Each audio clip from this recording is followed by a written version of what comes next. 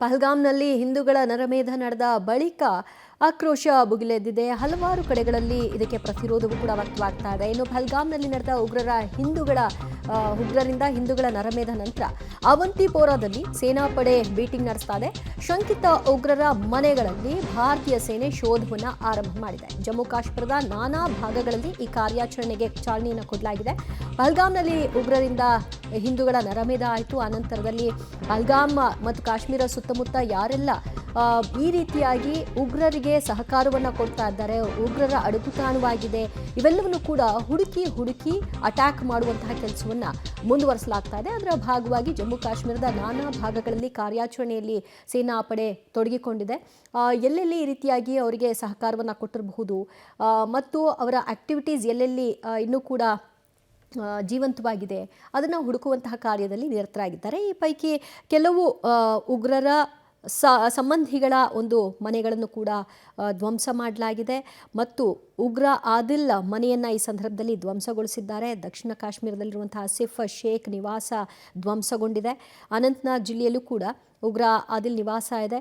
ಹಲವಾರು ಕಡೆಗಳಲ್ಲಿ ಈ ರೀತಿ ಕಾರ್ಯಾಚರಣೆ ನಡೆಸಿದ್ದಾರೆ. ಇದೇ ಆರಂಭದ ದಿನದಂದು ಯಾವತ್ತು ಪಹಲ್ಗಾಮ್ನಲ್ಲಿ ಈ ಘಟನೆ ಆಯಿತು ಅದರ ಮರುದಿನವೇ ಜಮ್ಮು ಕಾಶ್ಮೀರದ ಸುತ್ತಮುತ್ತ ಎಲ್ಲೆಲ್ಲಿ ಅವರಿಗೆ ಸಹಕಾರ ಕೊಟ್ಟಿದ್ದಾರೆ ಅಂತ ಅಲ್ಲಿರುವಂತಹ ನಿವಾಸಿಗಳನ್ನೇ ವಿಚಾರಣೆಗೆ ಒಳಪಡಿಸಲಾಗಿತ್ತು. ಅವರಿಂದ ಮಾಹಿತಿಯನ್ನು ಪಡ್ಕೊಳ್ಳಾಯಿತು. ಆ ನಂತರದಲ್ಲಿ ಈ ಪ್ರಕ್ರಿಯೆಗೆ ಈ ಕಾರ್ಯಾಚರಣೆಗೆ ಚಾಲನೆ ಕೊಡಲಾಗಿದೆ. ಅನುಮಾನ ವ್ಯಕ್ತವಾದ ಕೂಡಲೇ ಆ ಮನೆಗಳಿಗೆ ನುಗ್ಗಿದ್ದಾರೆ. ಕೆಲವು ಮನೆಗಳಲ್ಲಿ ಉಗ್ರರ ಸಹೋದರರು ಅಡಗಿಕೊಳ್ತಿದ್ದಂತಹ ಮಾಹಿತಿಯ ಹಿನ್ನೆಲೆಯಲ್ಲಿ ಅದನ್ನು ಧ್ವಂಸಗೊಳಿಸಿರುವಂತಹ ಪ್ರಕ್ರಿಯೆಗಳು ಕೂಡ ಆಗಿದೆ. ಭಾಗವಾಗಿ ಇನ್ನಷ್ಟು ಕಾರ್ಯಾಚರಣೆಯನ್ನು ಮುಂದುವರಿಸಿದ್ದಾರೆ. ಮತ್ತಷ್ಟು ಮಾಹಿತಿ ಪಡೆಯೋಣ ನಮ್ಮ ಪ್ರತಿನಿಧಿ ಶಬ್ಬೀರಿಂದ. ಶಬ್ಬೀರ್, ಜಮ್ಮು ಕಾಶ್ಮೀರದಲ್ಲಿ ನಡೆದಂತಹ ಈ ಹಿಂದೂಗಳ ನರಮೇಧದ ನಂತರದಲ್ಲಿ ಆ ಪ್ರಕ್ರಿಯೆಗೆ ಚಾಲನೆ ಕೊಡಲಾಯಿತು. ಯಾರ್ಯಾರು ಇನ್ನೂ ಕೂಡ ಕಾಶ್ಮೀರದಲ್ಲಿ ಅಡಗಿಕೊಳ್ತಿದ್ದಾರೆ, ಇವರಿಗೆ ಯಾರೆಲ್ಲ ಸಹಕಾರ ಕೊಡ್ತಿದ್ದಾರೆ ಅವರನ್ನ ಹೆಕ್ಕಿ ತೆಗೆಯುವಂತಹ ಕೆಲಸವನ್ನ ನಡೆಸಲಾಗಿತ್ತು. ಈಗ ಅದರ ಮುಂದುವರೆದ ಭಾಗವಾಗಿ ಏನೆಲ್ಲ ಆಗಿದೆ?